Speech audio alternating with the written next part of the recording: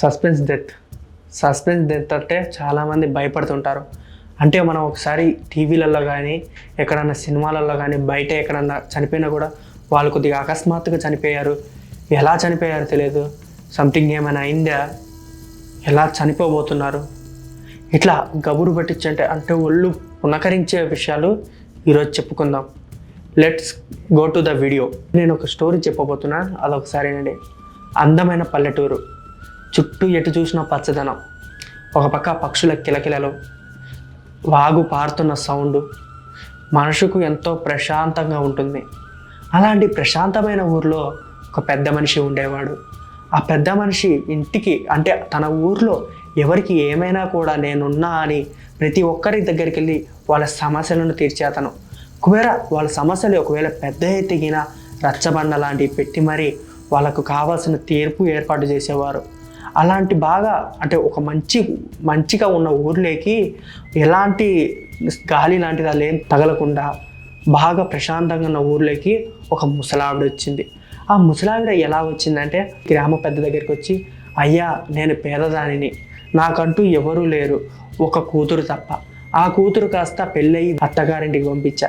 ఇప్పుడు నేను నా మొగుడు ఇద్దరం తప్ప ఎవ్వరు లేరు నాకు, నేను మీ ఊర్లో వ్యాపారం చేసుకోవచ్చా అని వచ్చి పెద్ద మనిషిని అడిగింది.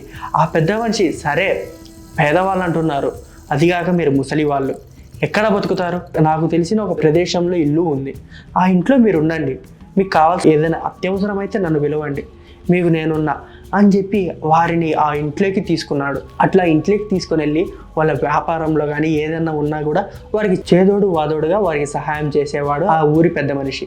అట్లా ఊరి పెద్ద మనిషి ఇట్లా ప్రతి ఒక్కరికి హెల్ప్ చేయడం కానీ ఏదైనా ఉన్నా కూడా అంటే ఈవెన్ మన ఇంట్లో ఏదైనా శుభకార్యం జరిగినా కూడా ఇంటికి కావాల్సిన వస్తువులు కానీ ఇంట్లో మనకి ఏమన్నా కావాలన్నా కూడా ఒకవేళ పెళ్ళికి కానీ ఒక సంబరం కానీ ఊర్లో ఏదైనా గుడి తిరణాలు కానీ అలాంటి ఏం జరిగినా నేనున్నా అంటూ సహాయం చేసే పెద్ద మనిషి ఉన్నాడు. ఆ పెద్ద మనిషికి కానీ ఆ ఊర్లో కానీ ఎలాంటి కష్టం రాకుండా ప్రతి ఒక్కరూ బాగా అంటే ఈవెన్ చిన్నపిల్లలతో సహా ఆనందంతో గంతులేస్తూ ఉండేవారు. అలాంటి సమయంలోనే ముసలావిడ ఉంది కదా, ఆ ముసలావిడ వాళ్ళ కూతురు చనిపోయిందని వార్త వచ్చింది. ఆ వార్త విని పెద్ద ఆయన అంటే ఊరి పెద్ద మనిషి అకస్మాత్తుగా షాక్ అయిపోయాడు. ఆ షాక్ కారణంగా ఏమైందనే బాధలో, సరే అమ్మా మీరు పోయేసి రండి, నేను మీకు తోడున్నా, ఏదైనా కావాలంటే నన్ను అడగండి, ఏదైనా హెల్ప్ కావాలన్నా కూడా నాకు ఒకసారి ఫోన్ చేయండి, లేకపోతే ఎవరితో నాకు కబురు పంపండి, మీకు ఏదైతే చేయగలుగుతానో అన్ని సహాయంగా నేను చేయగలుగుతా అని చెప్పేసి ఆ ఊరి పెద్ద మనిషి మాటిచ్చాడు. అట్లా వాళ్ళ కూతురు చనిపోయింది కదా, ఆ కూతురు దగ్గరికి ముసలాయన ముసలావిడ ఇద్దరు కలిసి వెళ్ళారనమాట. ఇద్దరు కలిసి వెళ్ళి వచ్చేటప్పుడు అండ్ వాళ్ళ కూతురికి కూతురు పుట్టింది. ఆ కూతుర్ని తీసుకొని వచ్చారు.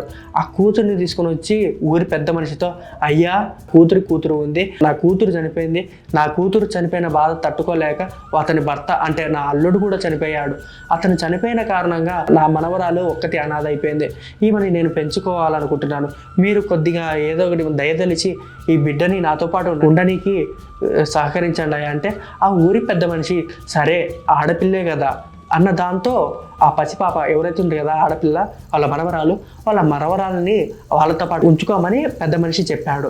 అలా కొద్ది రోజులు గడిచే కొద్దీ ఈ ముసలావిడ బాగా వ్యాపారం చేసుకుంటూ అట్లా వాళ్ళ మనవరాలని చదివించుకుంటూ ఉన్న రోజుల్లో సడన్గా వాళ్ళ ఊరికి అంతు చిక్కని వ్యాధి అనేది ఏర్పడింది అనమాట. ఆ వ్యాధి ఎలాంటిదంటే మనిషి బ్రతికున్నా కూడా చనిపోయే స్టేజ్కి తీసుకెళ్తారు. అంటే కళ్ళ ముందు మనిషి తిరుగుతాడు కానీ అది ఎట్లుంటుందంటే చావు అంచు దాకపోయినట్టు తిరుగుతూనే ఉంటాడు, చావు అంచు చూస్తున్నాను. అట్లా భయంకరమైన వ్యాధి వ్యాపించింది.